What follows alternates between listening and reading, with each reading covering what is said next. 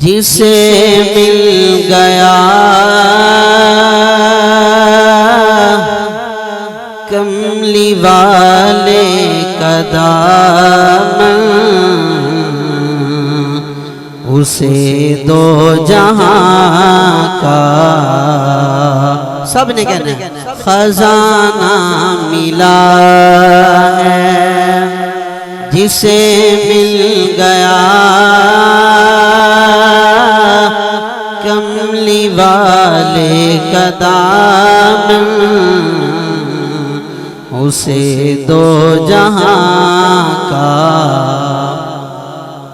سب بولیے خزانہ ملا ہے۔ جسے مل گیا کملی والے کا دامن، اسے دو جہاں کا خزانہ ملا ہے۔ بھلا باغ جنت کو وہ کیا کرے گا، مدینے میں جس کو ٹھکانہ ملا ہے۔ کون کون چاہتا ہے نبی کریم صلی اللہ علیہ وسلم کی بارگاہ میں جانا؟ سبحان اللہ کہیے۔ جسے مل گیا کملی والے کا دامن، اسے دو جہاں کا خزانہ ملا ہے۔ قابل غور شعر ہے۔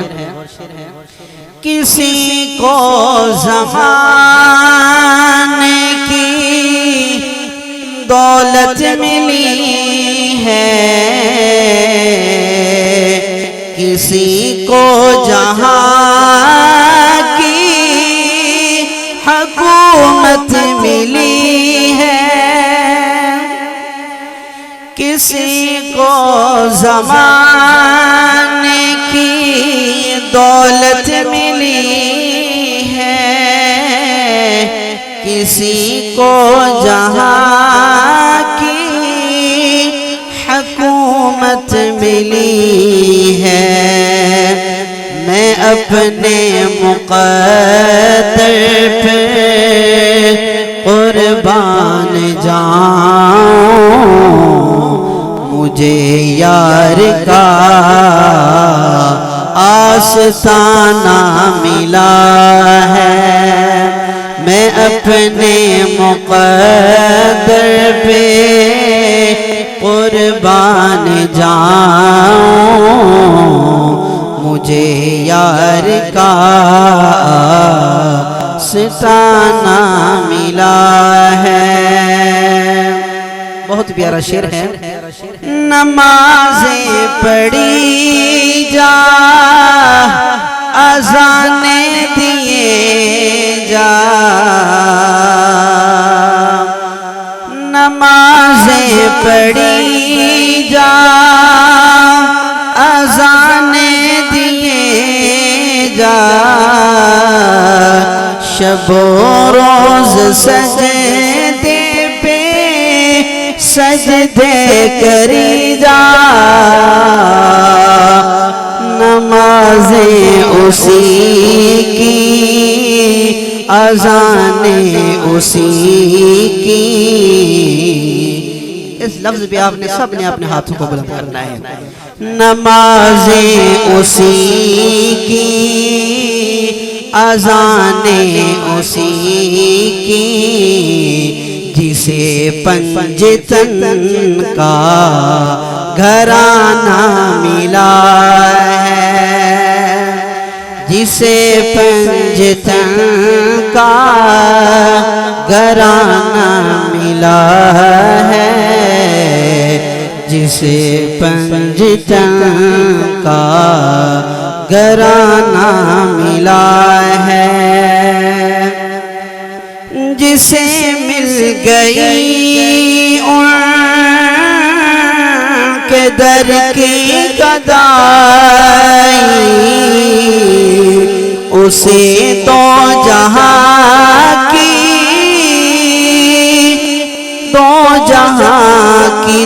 دولت ہاتھ آئی. پھر سنیے.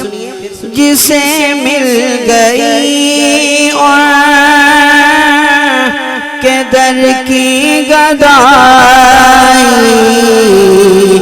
اسے دولتیں تو جہاں ہاتھ آئی. در مصطفیٰ تک ہے جس کی رسائی شفاعت کا اس کو ٹھکانہ ملا ہے. حدیث پاک کا مفہوم ہے نا. حضور نے فرمایا جس نے میری قبر کی زیارت کر لی اس پر میری شفاعت واجب ہو گئی ہے. اب شعر سنیے. در مصطفیٰ تک ہے جس کو رسائی شفاعت کا اس کو ٹھکانہ ملا ہے. آخری شعر. ظہوری قلم کی یہی آبرو ہے کہ ذکر محمد سے یہ سرخ رو ہے. جو اس نعت کو لکھنے والے ہیں نا وہ کہتے ہیں میرے دل کی خواہش ایک ہی ہے میرے ہاتھ میں قلم ہو اور ذکر مصطفیٰ لکھتا ہی جاؤں. ذکر مصطفیٰ لکھتا جاؤں. پھر سنیے. ظہوری قلم کی یہی آبرو ہے کہ ذکر محمد سے سرخ رو ہے. محمد کا روضہ میرے روبرو ہے. درودوں کا مجھ کو ترانہ ملا ہے. جسے مل گیا کملی والے کا دامن اسے دو جہاں کے خزانہ